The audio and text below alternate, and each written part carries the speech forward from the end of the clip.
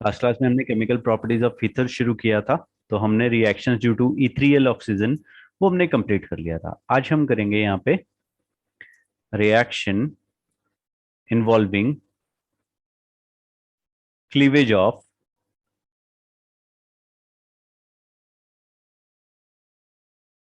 Of carbon oxygen bond. Right, जो carbon oxygen bond है उसका हम क्लीवेज की पढ़ेंगे। तो फर्स्ट है reaction with halogen acid.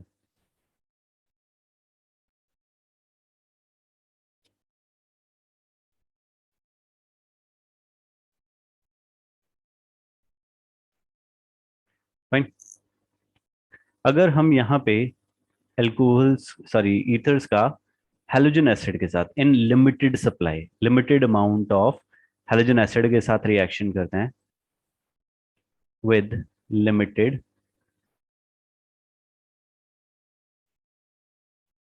Amount of halogen acid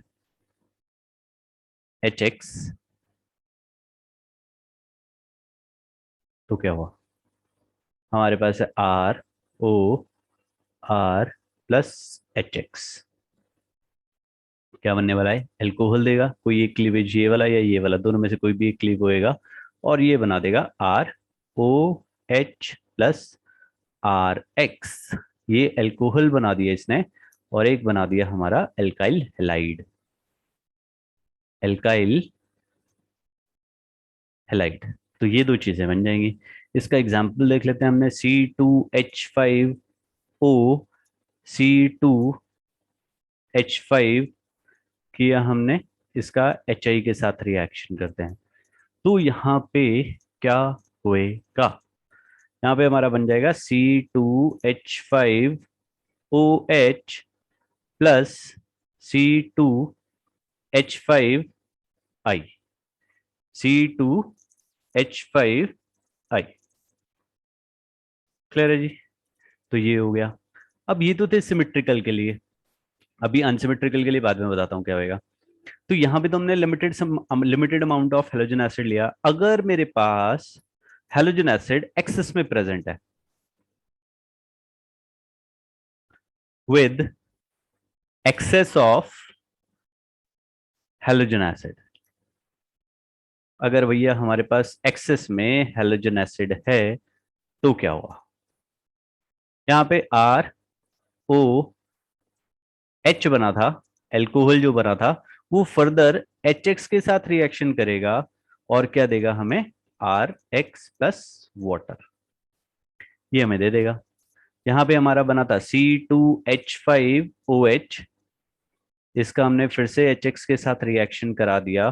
this will give us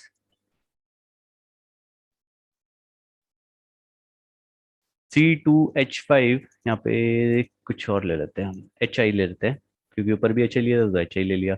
यहाँ पे आयोडीन लग जाएगा और साथ में वाटर प्रोड्यूस हो जाएगा। That's it. ठीक है जी, क्लियर है? शॉर्ट फॉर्म में अगर हम इसे करें तो ROR plus 2HX, so this will give us RX plus H2O। 2RX plus H2O हो गया ये रिएक्शन। फाइन, क्लियर है जी? तो इसे नोट डाउन कर लीजिए, आगे चलते हैं फिर हम।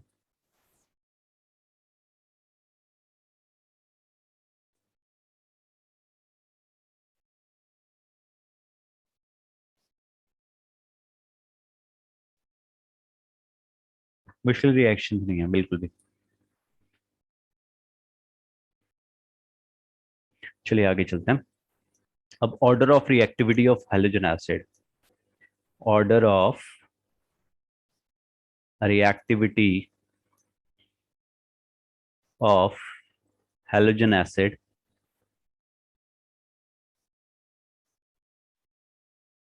क्या आएगा? HI सबसे पहले रिएक्ट करेगा, फिर HBr, फिर HCl और लास्ट में आ जाएगा हमारा HF। वैसे HF रिएक्ट ही नहीं करेगा, ठीक है? तो HF को हटा भी दो तो कोई इश्यू नहीं है क्योंकि इनकी रिएक्टिविटी को हम यूजली स्टडी नहीं करते हैं। क्लियर हो गया जी?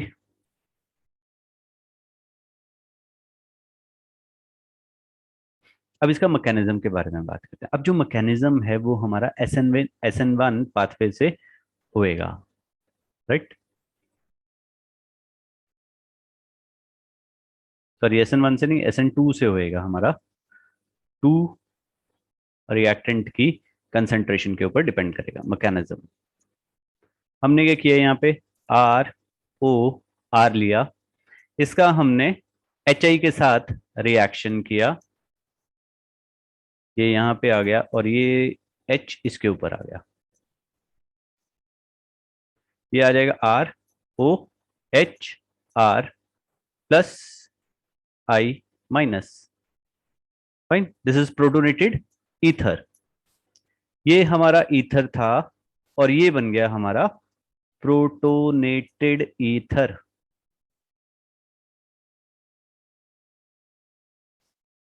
फाइन, अब क्या होगा, यहां पे ये I माइनस है, ये एक रिएक्टेंट का काम करेगा, SN2 पाथवे से हमारा ये रिएक्शन होएगा, RORH।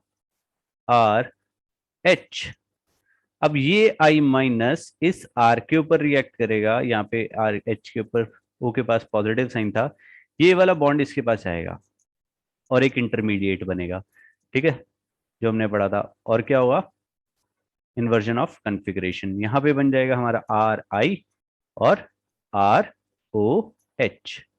This is alkyl iodide और एल्कोहल,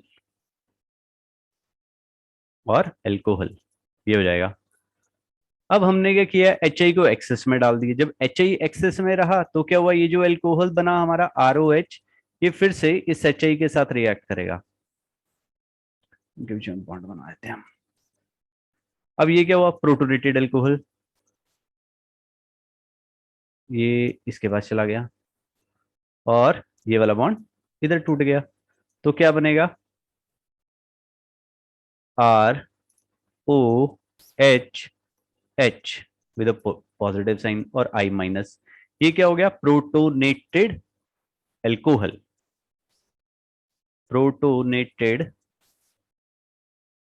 एल्कोहल। अब I माइनस जो है वो एक न्यूक्लियोफाइल की तरह एक्ट करेगा, I minus plus ROH and H with a positive sign.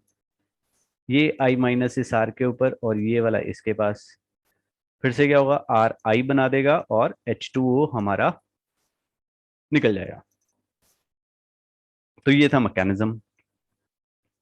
भाई क्या किया हमने, दोबारा से देखते हैं मैकेनिज्म में। ये हमारे पास ईथर था, ईथर का हमने HI के साथ रिएक्शन किया, ये O ने इस H के पास किया तो ROH प्रोटोनेटेड ईथर बना दिया, और ये I minus. Now I minus ने क्या करना है, एज अ न्यूक्लियोफाइल इस प्रोटोनेटेड ईथर के ऊपर जाना है, यहां से क्लीवेज होगा ROCO बॉन्ड का और RI एल्काइल आयोडाइड, और ये ROH एल्कोहल बना देगा।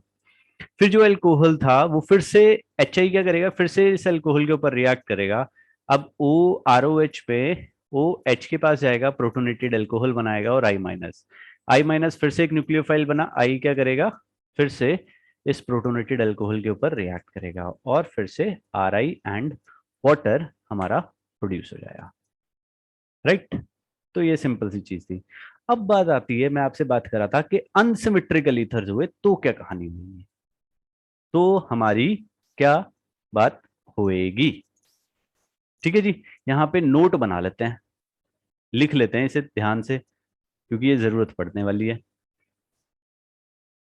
हम यहाँ पे लिखते हैं, in unsymmetrical ethers, in unsymmetrical ethers, the halogen in symmetrical ethers, the halogen atom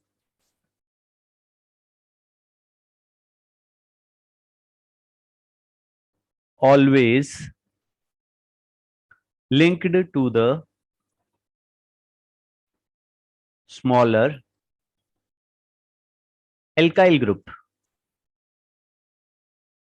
अगर दोनों एल्काइल एल्काइल ईथर्स हैं तो छोटे वाले के साथ हमेशा हमारा जो हेलोजन है वो जाके लगेगा। अगर मेरे पास लेट सपोज CH3O CH2CH3 था और हमने इसका HI के साथ रिएक्शन किया, तो हमें क्या मिलने वाला है? CH3I प्लस C2H5OH, ये मिलेगा हमें हमेशा। इस चीज का आपको ध्यान रखना है। फाइन। अब मैं इसके अंदर एक और चीज बनाता हूं।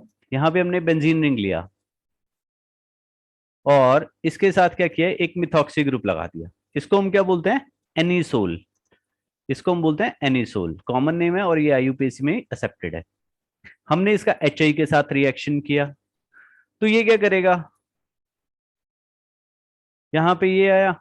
अब OH plus CH3I, CH3I, right.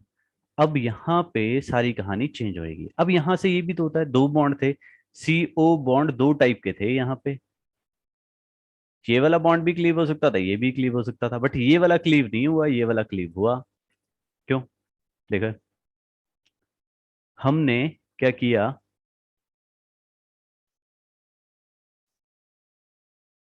देखो जब हमने बेंजीन रिंग बनाया, इसके पास O के पास ये लोन पेयर थे और CH3, दो तरीके से बॉन्ड दोनों तोड़ देते हैं हम। यहाँ पे O के पास क्या आया, negative charge, plus CH3 positive. और दूसरा तरीका क्या बनेगा कि यहाँ पे फिनाइल के ऊपर पॉजिटिव चार्ज आ गया और क्या बन गया, CH3O-। अब एक चीज हमेशा याद रखिएगा, बहुत इंपॉर्टेंट चीज बता रहा हूं, कभी भी डबल बॉन्डेड एटम के ऊपर पॉजिटिव चार्ज आता है, डबल बॉन्डेड एटम के पास पॉजिटिव चार्ज आएगा, तो वो दुनिया का सबसे अनस्टेबल कंपाउंड होने वाला है। ठीक है जी, दुनिया का सबसे अनस्टेबल कंपाउंड होगा। डबल बॉन्ड पे पॉजिटिव चार्ज आएगा तो ये स्टेबल नहीं है, this is a highly unstable. और कभी भी कोई रिएक्शन हो रही है तो वो अनस्टेबल इंटरमीडिएट नहीं बनाएगा, वो हमेशा क्या करेगा, स्टेबल बनाएगा। और ये वाला क्या है, स्टेबल। तो रिएक्शन में क्या हुआ, हमारा OCH3 बॉन्ड टूटेगा, O बेंजीन रिंग वाला बॉन्ड कभी भी नहीं टूटेगा। तो ये वाला रिएक्शन गलत हो गया और यहाँ पे ये हुआ। इसी वजह से ये वाला रिएक्शन हमारा, ये फाइनली ऊपर जो रिएक्शन बनी है वो प्रोडक्ट बना देगा, वो हमारा प्रोडक्ट बना देगा। ठीक है जी, याद रखिए, लिख लीजिए वहां पे डबल बॉन्ड पे पॉजिटिव चार्ज तो हाईली अनस्टेबल, डबल बॉन्ड पे पॉजिटिव चार्ज तो दुनिया का हाईली, सबसे अनस्टेबल, हाईली अनस्टेबल कंपाउंड। क्यों होते हैं? क्योंकि दोनों के ऑक्टेट कंप्लीट नहीं होते साहिब। ठीक है जी, करके देख लो कभी भी। CH2 डबल बॉन्ड CH पे पॉजिटिव चार्ज, इसका ऑक्टेट कंप्लीट है, इसका नहीं है। इसने क्या किया, यहाँ पे दे देता है, तो ये क्या हो जाएगा, CH2 पे पॉजिटिव चार्ज आ गया, सिंगल बॉन्ड CH आ गया। ठीक है, अब ना इसका ऑक्टेट कंप्लीट ना इसका ऑक्टेट कंप्लीट, हाईली अनस्टेबल हो जाता है। इसी वजह से लिखा है यहाँ पे भैया कि डबल बॉन्ड पे कभी पॉजिटिव चार्ज आएगा तो वो दुनिया का सबसे अनस्टेबल कंपाउंड होएगा। अगर आपको डिटेलिंग देखनी है वहां पे जाके, इन और सॉरी ऑर्गेनिक मैकेनिज्म की वीडियोस हैं, वहां जाके आप देख सकते हो, वहां पे सब बताया गया है। डबल बॉन्ड पे पॉजिटिव चार्ज, ये डबल बॉन्ड पे पॉजिटिव चार्ज आया तो ये हाईली अनस्टेबल है, इसी वजह से ये बॉन्ड ऐसे नहीं टूटेगा। क्लीवेज कौन सा होने वाला है, OCH3 वाला, ये वाला कभी नहीं टूटेगा। और वैसे भी यहाँ पे क्या होता है, there is presence of partial double bond character. ठीक है, ओ बेंजीन रिंग में presence of partial double bond character, तो डबल बॉन्ड तो तोड़ना मुश्किल है, तो इसी वजह से सिंगल बॉन्ड वाला टूट जाता है, due to the presence of partial double bond character due to resonance, due to resonance. ठीक है जी, पार्शियल डबल बॉन्ड कैरेक्टर है ड्यू टू रेजोनेंस, तो ये हो जाएगा, याद रखिएगा। फाइन, क्लियर है जी। चलिए आगे चलते हैं अब हम। राइट, अभी मैंने आपको एक चीज बताई कि छोटे वाले के साथ, छोटे एल्काइल ग्रुप के साथ हमेशा हमारा हैलोजन जाएगा, छोटे ग्रुप के साथ हैलोजन जाएगा। बट एक केस में हमारा ये ऐसा पॉसिबल नहीं है, और ये एनसीईआरटी में भी क्वेश्चन आपको मिल जाएगा। हमने क्या लिया, एक तरफ टर्शरी लिया, एक तरफ मिथाइल ग्रुप लिया। इसका अगर हम एच के साथ रिएक्शन करेंगे तो क्या होगा, देखो सब चीज किस चीज के ऊपर डिपेंड कर रही है, इंटरमीडिएट के ऊपर।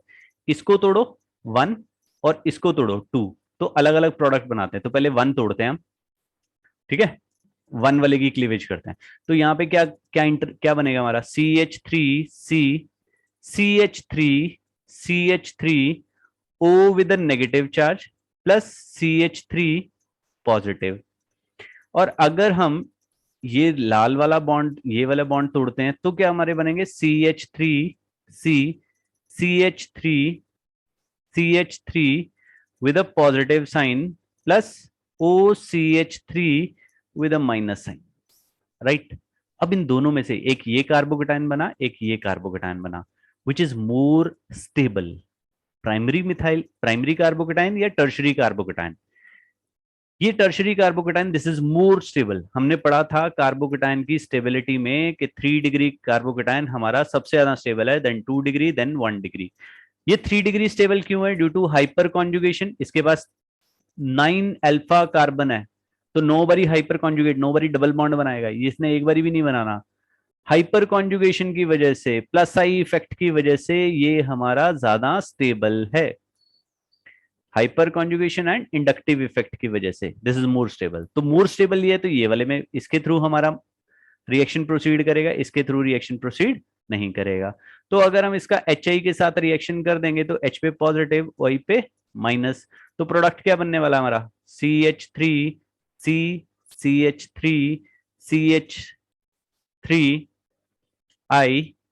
Plus CH3OH, that's it. ठीक है जी। कार्बोकेटाइन का मतलब जो इंटरमीडिएट कार्बोकेटाइन बन रहा है उसको हमने देखना है। फाइन, क्लियर है जी। तो ये थी हमारी सिंपल रिएक्शंस। अब हम आगे करते हैं। नेक्स्ट है हमारा reaction with sulphuric acid. Reaction with sulphuric acid. अब जब सल्फ्यूरिक एसिड के साथ हम रिएक्शन करते हैं तो क्या होएगा, हाइड्रोलिसिस। ठीक है जी। जब भी हम डाइल्यूट सल्फ्यूरिक एसिड का यूज करते हैं तो ऑर्गेनिक में हम उसका एक्चुअल में हाइड्रोलिसिस करते हैं।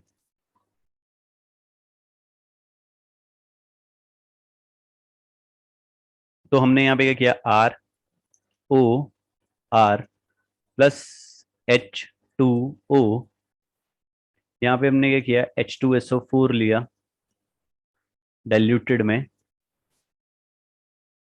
हीट दिया और प्रेशर किया, तो यहां पे क्या होगा, 2ROH में कन्वर्ट हो जाएगा। ठीक है, ईथर जो था वो हमारा एल्कोहल में कन्वर्ट हो जाएगा। C2H5O, C2H5 प्लस H2O, तो ये क्या हो जाएगा, 2C2H5OH। ठीक है, ethyl alcohol, this is ethyl alcohol. और ये क्या था, डाइथाइल ईथर। कहीं से भी तोड़ दो, एक तरफ OH एक तरफ H, वही रिएक्शन। फाइन। अब इसके अंदर ये तो हमने यहाँ पे डाइल्यूटेड डाला, डाइल्यूटेड H2SO4 डाल रहे थे। अगर हमने गलती से वहां पे कंसंट्रेटेड डाल दिया तो भी हमारा एल्कोहल तो बनेगा। कैसे, C2H5O, C2H5 प्लस H2SO4, यहाँ पे हमने कंसंट्रेटेड डाल दिया, इसे हीट कर दिया, तो ये कन्वर्ट हो जाएगा C2H5OH में और C2H5HSO4 4 में इथाइल अल्कोहल और ethyl hydrogen sulphate, ethyl hydrogen sulphate में कन्वर्ट हो जाएगा। That's it.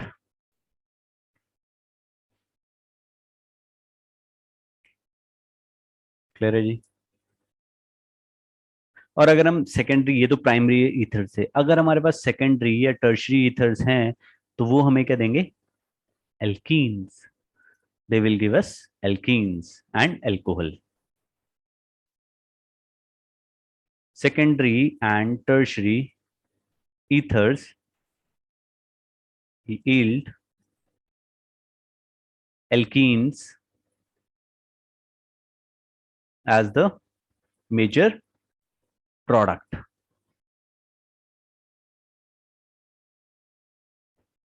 हमने यहाँ पे लिया CH3CH3CH3OCH3।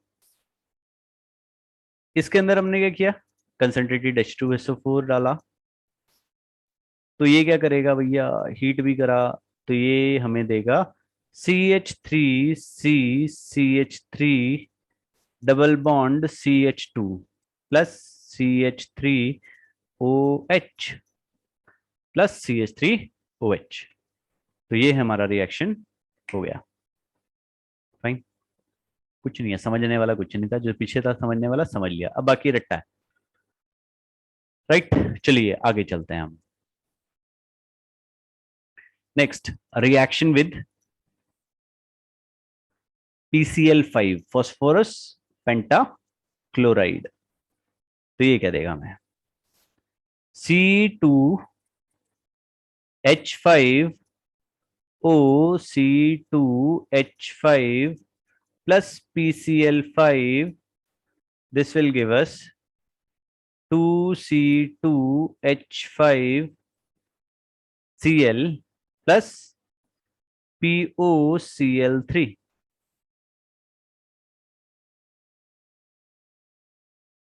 And this is ethyl chloride.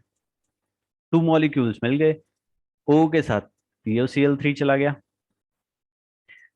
अब हम बात करेंगे reaction with acid chlorides and anhydrides.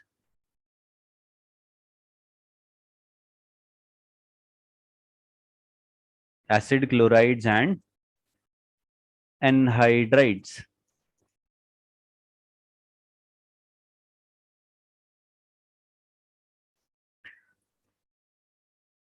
अब क्या हुआ? यहाँ पे हमने डाइथाइल ईथर लेते हैं, C2H5O, C2H5। ठीक है जी। यहाँ पे एसिड क्लोराइड जो है CH3COCl, लेट्स से इसे रिएक्ट करा रहे हैं इन प्रेजेंस ऑफ एनहाइड्रस ZnCl2 या AlCl3। एनहाइड्रस ZnCl2, तो ये कन्वर्ट हो जाएगा CH3C। अब इसमें ये बॉन्ड तोड़ दो, कोई भी यहां से ये तोड़ दो, तो ये क्या बनेगा? CH3CO एज इट इज आ गया। अब उसके बाद OC2H5 और साथ में क्या बन गया? C2H5Cl। इसका नाम हो गया इथाइल एसीटेट, और ये हो गया ethyl chloride. This is ethyl chloride. अब हम एसिडिक एसिटिक एनहाइड्राइड के साथ रिएक्शन कर देते हैं। यहाँ पे हमने लिया C2H5O, C2H5। इसका हमने रिएक्शन किया CH3C double bond O, C double bond O, C2H5 के साथ। यहाँ पे एनहाइड्रस ZnCl2 या AlCl3 कुछ भी डाल दीजिए। तो ये किस में कन्वर्ट होएगा? यहाँ से ये C2H5 तोड़ दीजिए और यहाँ से ये टूट जाएगा CH3CO O, C2H5, C2H5 COO, C2H5। तो ये हमें क्या देगा, 2 molecules of CH3 COO C2H5, ये हमें मिल जाएगा। This is known as ethyl acetate. जो O के साथ लगा है वो एल्काइल ग्रुप और ये एसीटेट, तो ये हमारे बन गए। राइट, सिंपल सिंपल सी रिएक्शन है। फाइन, लिख लीजिए इसे।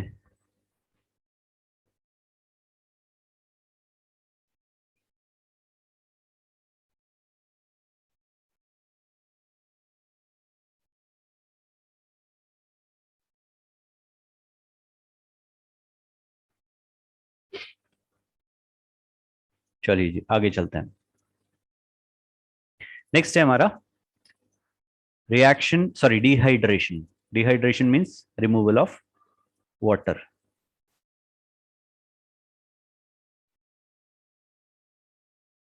C2H5O C2H5,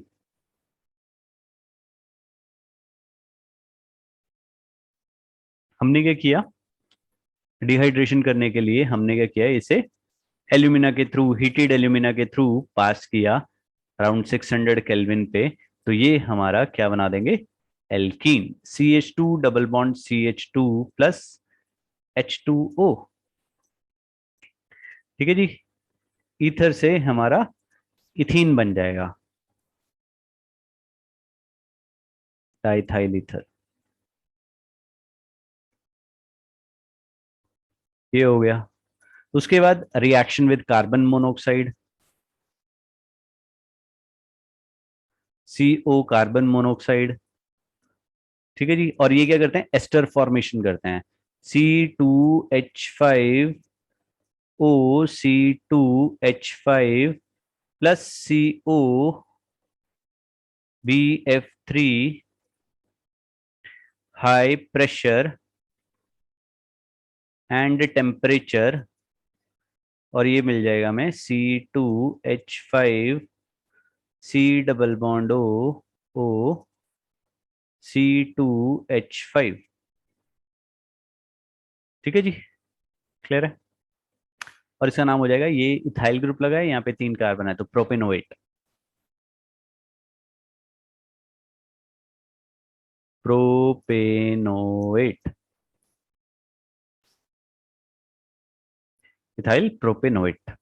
तो ये हो गया, सिंपल रिएक्शन थी, ईथर में कन्वर्ट हो जाएगा रिएक्शन अगर हम कार्बन मोनोऑक्साइड के साथ रिएक्शन करते हैं at high temperature and under pressure.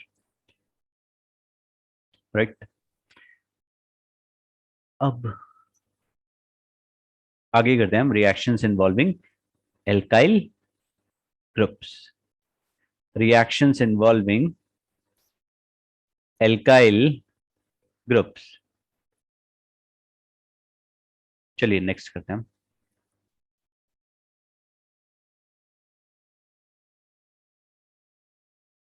Reaction involving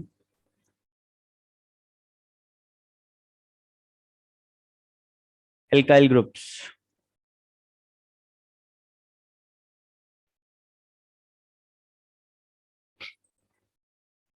तो फर्स्ट है हमारा action of air and light.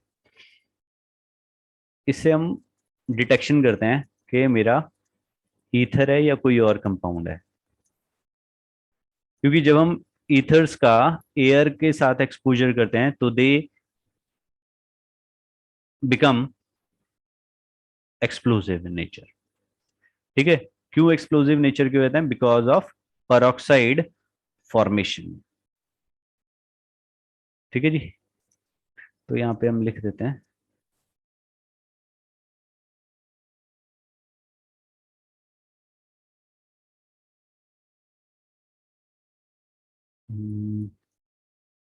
ethers when exposed to air and light for long time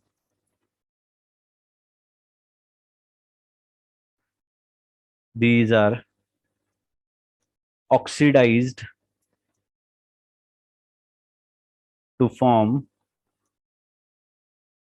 peroxide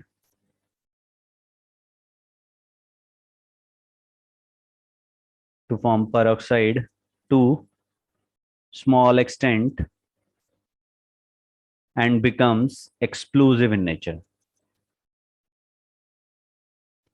and becomes explosive in nature, right. तो ये हुआ, जैसे हमने लिखा CH3 CH2O CH2 CH3O2 air के पास और लाइट। तो ये क्या देगा, CH3CHOOH, दिस इज परऑक्सी लिंकेज। ठीक है, परऑक्साइड बना दिया और इसने OCH2CH3। तो ये हमसे हम लिख देते हैं peroxide of diethyl ether, diethyl ether, और ये एक्सप्लोजिव की तरह एक्ट करेगा। तो वहां पे टेस्ट में पूछ सकता है कि कोई चीज हमें कैसे डिटेक्ट करना है कि कोई चीज ईथर है या नहीं। अगर वो एक्सप्लोजिव, अगर हम उसका एक्सपोजर कराते हैं एयर के साथ एंड इट बिकम्स एक्सप्लोजिव, तो वो हमारा क्या है, ईथर है, राइट। तो ये हो गया। नेक्स्ट हम करते हैं halogenation. Halogenation,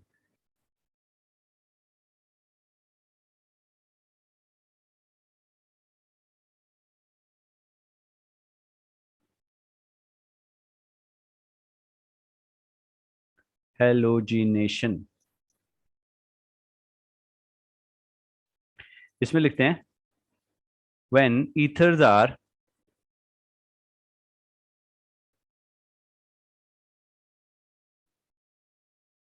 treated with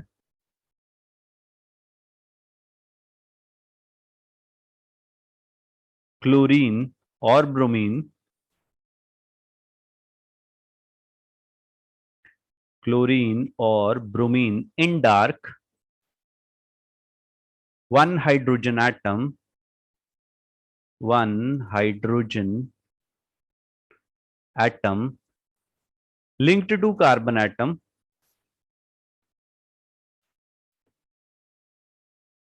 linked to carbon atom attached to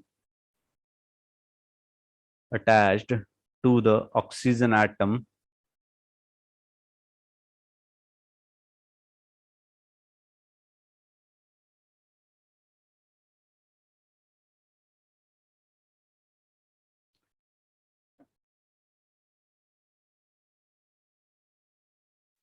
alpha hydrogen are readily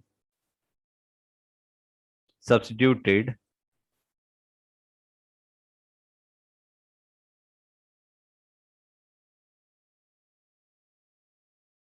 by halogen atom, by halogen atom।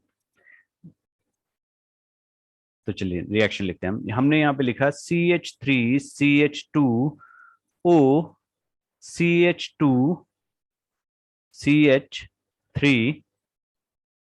यहाँ पे हमने Cl2 इन डार्क, क्लोरीन इन डार्क लिया। यहां से क्या होगा, -HCl, और ये हो जाएगा CH3CH। यहाँ पे क्या हो जाएगा, क्लोरीन का सब्स्टिट्यूशन होगा, OCH2CH3। फिर से हमने किया क्लोरीन के साथ डार्क में, तो दूसरे वाले अल्फा कार्बन पे फिर से सब्स्टिट्यूशन हो जाएगा। यहां से फिर से HCl निकला एंड वी गेट CH3CHClOCHClCH3। तो ये बन गया, राइट। इसका नाम लिख लेते हैं हम। इसका नाम होता है, अब देखो ये अल्फा था, कॉमन नेम आएगा इसका, alpha chloro diethyl ether, diethyl ether. अब ये अल्फा हो गया, ये अल्फा डैश हो गया, तो दो नाम आ जाएंगे, alpha alpha dash, alpha comma alpha dash die chloro di ethyl ether. ये बन गया। ठीक है जी।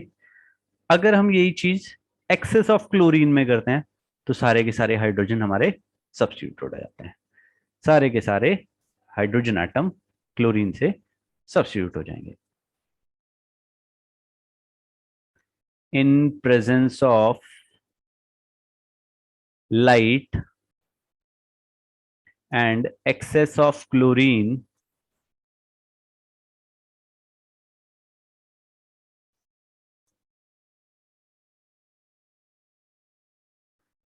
all the hydrogen atom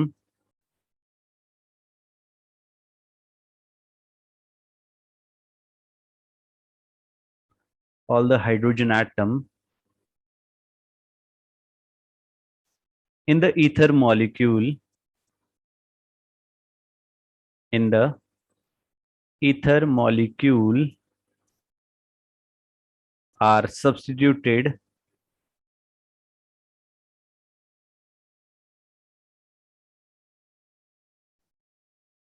तो ये हो गया CH3 CH2O CH2 CH3 plus 10Cl2, क्योंकि यहाँ पे 10 हाइड्रोजन थे तो हमने 20 लिए ताकि हमारे हाइड्रोजन HCl रिमूव हो सके। And it become CCl3CCl2OCCl2CCl3 plus 10HCl। तो हमारा ये रिएक्शन हो गया। राइट, चलिए लिख लीजिए इसे। अब लास्ट है रिएक्शंस, वो एक ही पेज पे हो जाएंगे हमारी।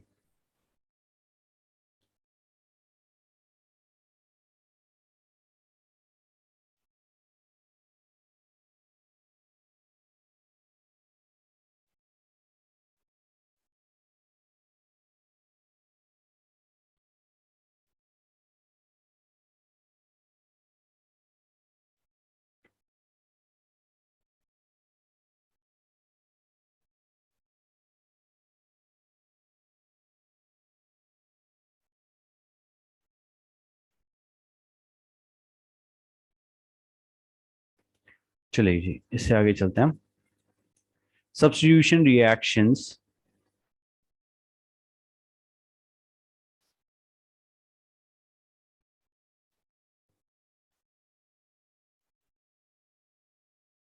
substitution reactions of benzene ring।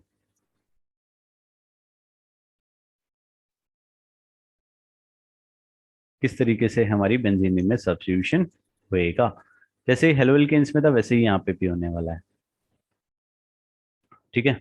अब यहाँ पे क्या ग्रुप लगा हुआ है हमारा, ओ आर। ओ आर क्या होता है, इलेक्ट्रॉन डोनेटिंग ग्रुप है। जब इलेक्ट्रॉन डोनेटिंग ग्रुप लगा होएगा तो वो क्या करेगा, हमारा ऑर्थो और पैरा डायरेक्टिंग होते हैं।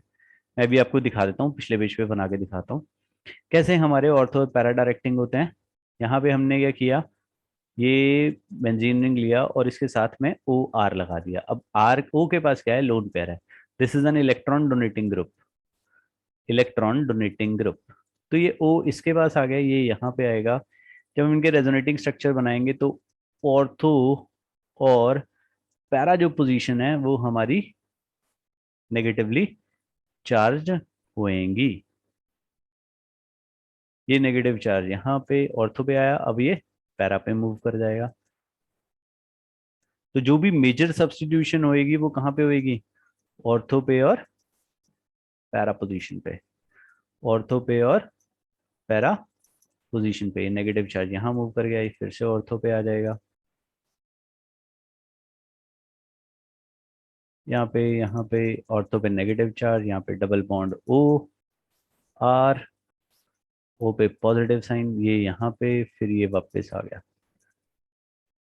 तो जो भी मेजर सब्स्टिट्यूशन होनी है भैया वो होएगी हमारी ऑर्थो पे और पैरा पे। तो अभी हम सब्स्टिट्यूशन रिएक्शन करेंगे सारी की सारी। ये प्रैक्टिस कर लेना भैया, 2 4 बारी लिखोगे तो समझ में आ जाएगा, बन जाएगा। ठीक है, वैसे ऑब्जेक्टिव है तो उसमें यूज होना नहीं है। चलो, सब्स्टिट्यूशन रिएक्शन, पहले हम यहाँ पे क्या करते हैं, OCH3 एनिसोल बना लेते हैं। ये हमने बना लिया OCH3।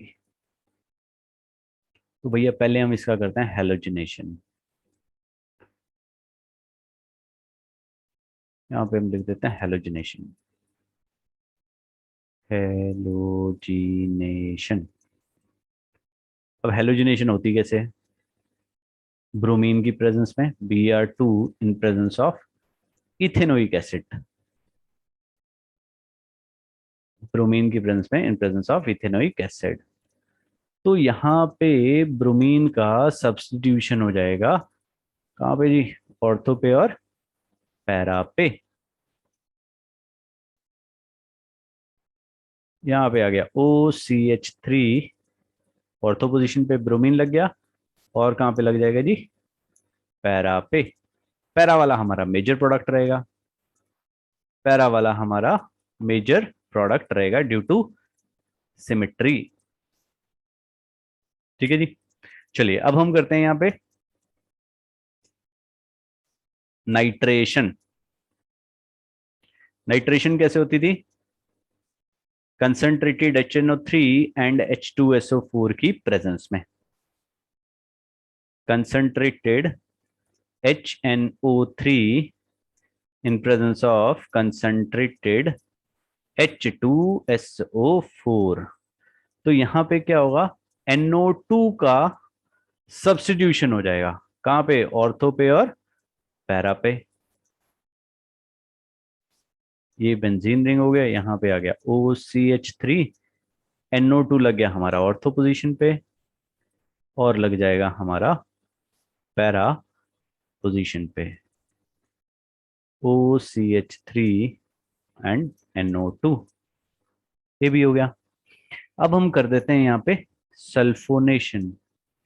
सल्फोनेशन किसकी प्रेजेंस में होती है? यहाँ से हम इसको थोड़ा सा कुछ इस तरीके से बना देते हैं।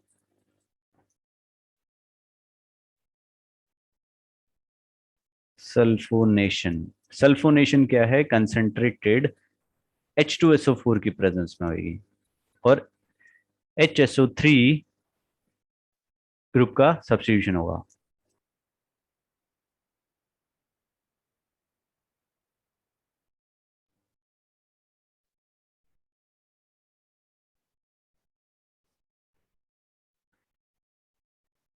OCH3 एंड, सॉरी, SO3H का सब्स्टिट्यूशन। सॉरी मैंने इनके नाम नहीं लिखे, मैं अभी नाम भी लिख दे रहा हूँ इनके। यहाँ पे OCH3 एंड SO3H, राइट। तो इसका नाम हो जाता है, ऑर्थो पे मिथॉक्सी ग्रुप लगा है, benzene sulphonic acid. Benzene sulphonic acid.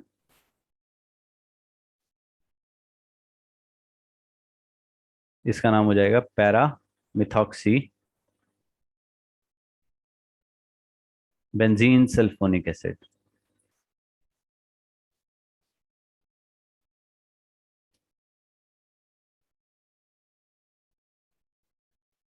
इसका नाम क्या होगा?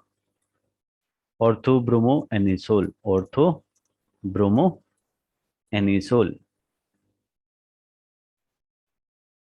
Para bromo anisole.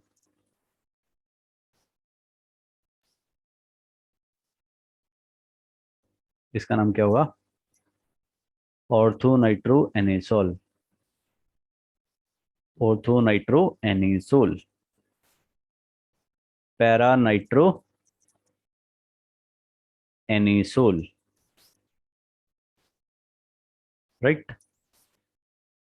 तो ये थी हमारी रिएक्शन। अब इसके बाद बचती है हमारी फ्रीडल क्राफ्ट रिएक्शंस, एक alkylation and acylation.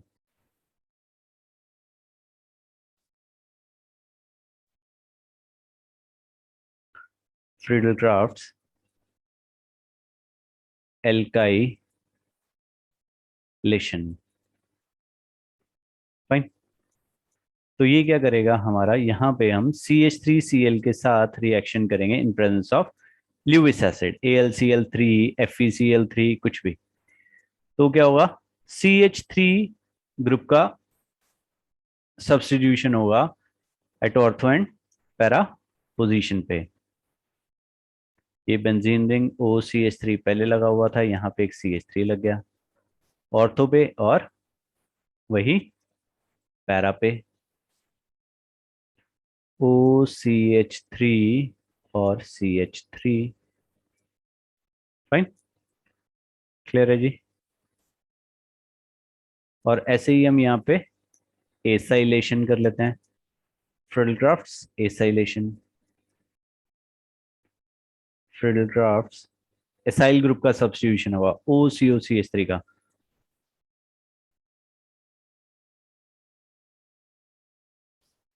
CH3COCl in presence of AlCl3।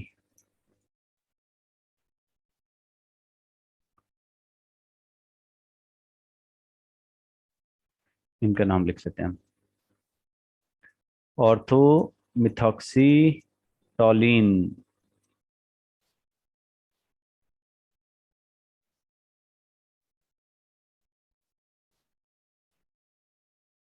ये हो जाएगा पैरामिथॉक्सी टॉलिन।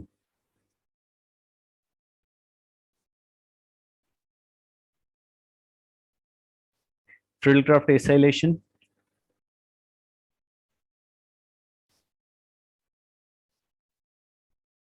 OCH3, और ये COCH3 लग जाएगा यहाँ पे, COCH3 ऑर्थो पे, और वैसे ही पैरा पे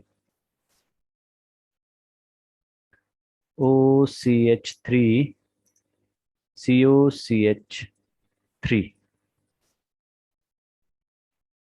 ठीक है जी, इसका नाम लिख देते हैं ortho methoxy acetophenone.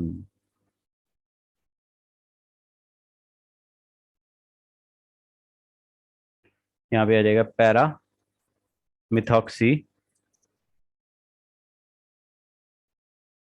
Acetophenone.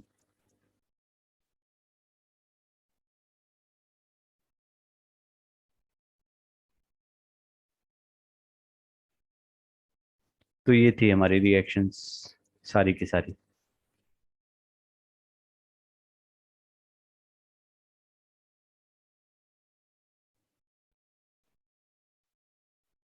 Right. तो यहाँ पे हमने हेलोजनेशन भी कर दिया, नाइट्रेशन भी कर दिया, सल्फोनेशन भी, और फ्रेडक्राफ्ट रिएक्शंस, फ्रेडक्राफ्ट एल्काइलेशन एंड डेसाइलेशन। सो ये था हमारा। बाकी मैंने आपको डिस्टिंक्शन भेज दिए अल्कोहल एंड ईथर के और उनके यूजेस भी। ठीक है, तो ये हमारा चैप्टर कंप्लीट हो जाता है।